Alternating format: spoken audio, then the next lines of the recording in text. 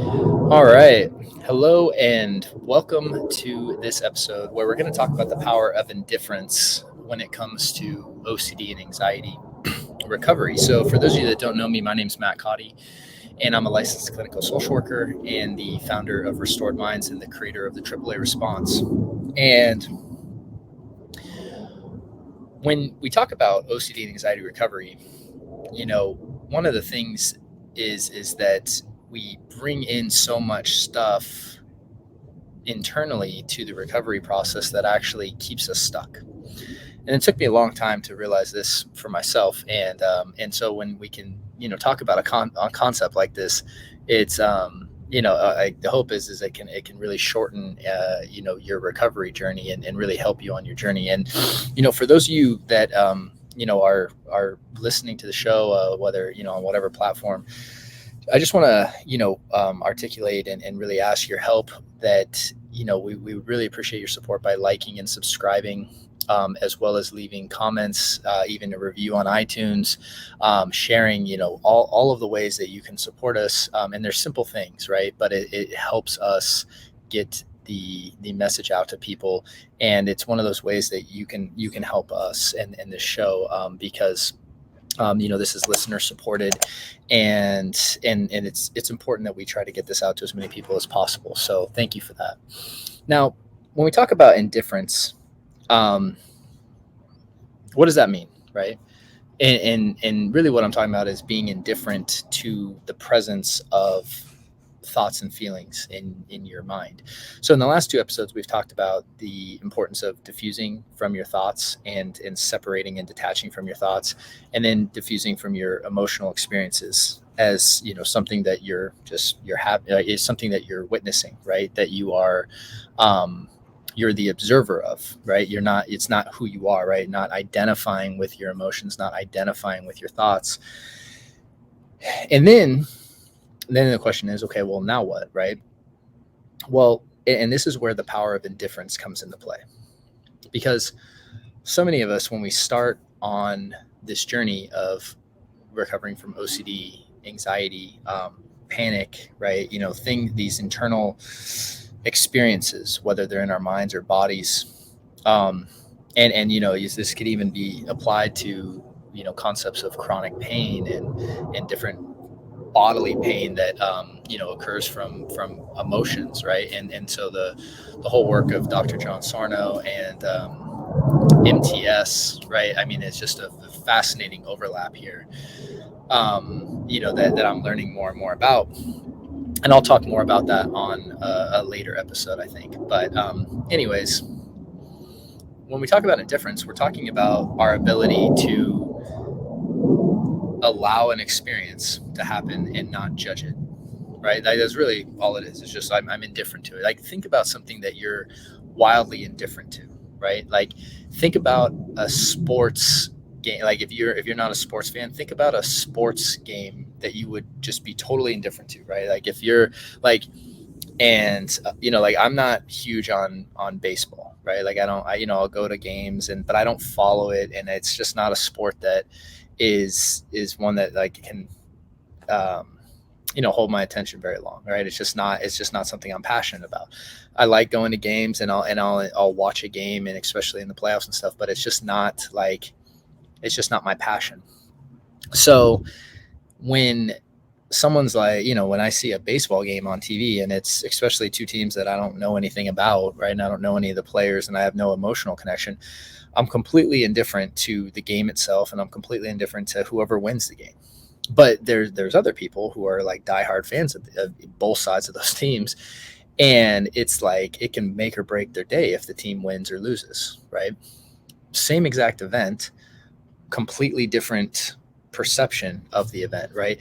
And my perception is what creates my indifference, right? I don't have any stories around like that this is the best team and this is my team, or that I don't have any over identification with the team, right?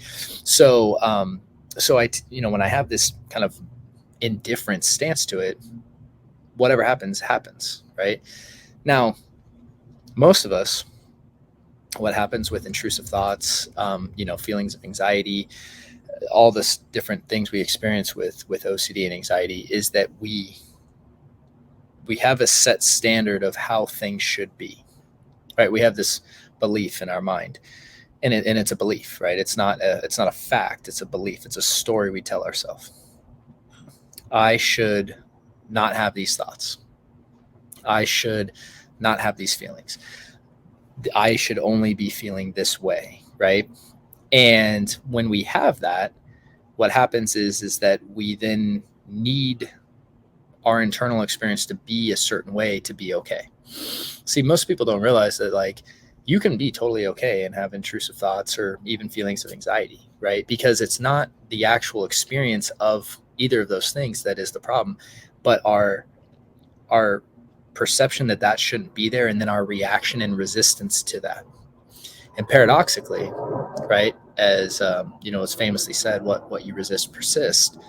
The more you resist the experience that you don't want to have, the more you will experience it, right? And this is what we've seen with with intrusive thoughts, feelings of anxiety, right? It's like it's actually when we allow them to happen, right, and we are able to observe them, and then the more neutral we can be in our observance, the quicker they surface and pass and dissolve. I mean, it's a fascinating concept. And then, so think about it like this. This is a good example. Think about something that you used to be really afraid of, right? Like in the past. And ultimately, like, let's say you had a fear of, I mean, I don't know, it could be driving or flying or swimming, whatever. You had this fear, but you don't have that fear anymore. You can have those same exact thoughts today that you had back then, and they do nothing to you, right?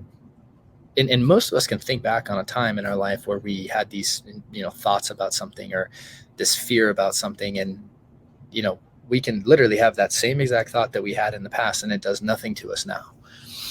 So if the event itself was the problem, or the thought about the event was the problem, that makes zero sense, right? Because if it really was the problem, you would always have that reaction. It's the same thing with thoughts and feelings, right? It's like it's not about changing our thoughts and feelings. It's about changing our perception and relationship to them. Okay. And it's not that's like, it's not as easy as just like, oh, I'm just going to do that. Okay. Matt said, oh, just change your relationship. Okay, done. Like, it doesn't happen like a voila, situation, right?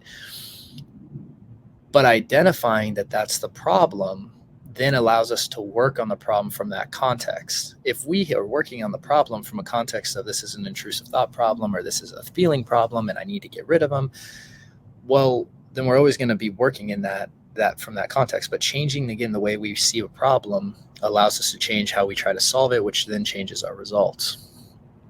So when it comes to the indifference, right? Like, this is the best stance that I've seen in my own life that we can take. And again, it's a very difficult one to take, because what it means is suspending our judgments of thinking that we know how things should be. And that's a scary idea. It's a very tough idea, because most of us are convinced, Matt, I know I shouldn't have these thoughts. Matt, I know I shouldn't have anxiety. And it's like, well, says who, right? Like, it's what's happening, right? It's kind of like, if you walked outside and it was raining, it's like, well, I know it shouldn't be raining right now, and now I'm upset that it's raining. Well, okay, well, it is raining, right? You know what I mean? Like, it's like, if you're upset at what is and you're trying to change what is, you're going to be in constant fight with the now. And if you're constantly fighting with the now and trying to change the now to something that it's not, that is what's creating the suffering. But when you can maybe suspend the idea and question the idea of, like, oh, well, do I know for a fact that these thoughts are bad, or these feelings are bad, and that I need to get rid of them? It's like, and again, I'm not telling you to say they're good. I'm saying to just look at them from an indifference, from an experience, like, it's just like something that's happening. It's like rain. It's like, if you didn't judge the rain, you wouldn't have a problem with the rain, right? If we think the rain's bad, every time it rains, we're going to be in conflict and turmoil and inner chaos. And and again, this starts small, right? So like, I'm not telling you that if you're wrestling with certain intrusive thoughts that it's like this is an easy concept, but when in taking back control, right, in our whole program, right, at Restored Minds, and if you haven't gone through that, like, I really encourage you to do that, because what we do is we show you tools to work on to help you get to indifference. It's not a matter of just shifting to indifference immediately and now you're okay. It's a matter of learning the skills that allow you to get to that place. And then when you get to that place, it's just like, your entire relationship with this stuff can change. And that's whether it's through our Taking Back Control program, our plus program, where you get, groups, and you get to experience, all the different coaching and all the different stuff that we offer, with our meditation program and all of it. Through all these things, that's what allows this shift to take place. And so, we have a resource for you, down in the notes. It's free. You can download it and get started with the guide. But then, if you're wrestling with this stuff and you really are looking to try to make these big shifts in your life, I encourage you not to try to just do it and force it on your own, right? Really, like, it's so important to get the guidance from people that have done it, and that's because there's so much nuance to it. I think that's where people get caught. It's like, yes, this idea of being indifferent sounds easy, but it's simple, I should say, but it's not easy, right? And so giving yourself that grace period, and also getting guidance in that area of your life from people that have walked this path. It's just like that is what will, again, shorten your recovery process right there, in my honest belief. So with that said, I hope this is helpful, and just that idea of indifference. And with that, I have, again, the links down in the notes. Please please subscribe, please share, please leave us a review on iTunes, because it helps us a lot. And we may be opening up a way for, you as listeners to support us by donating, because, again, this is a listener supported show. We don't do, the ads and sponsors, and we do that for a reason, because we don't want to jeopardize the integrity of the show. But with that said, if you guys have any ideas for future episodes, always let us know by just leaving comments, emailing us, messaging us on Instagram. If anything you want to talk about, if you want us to talk about something in the future.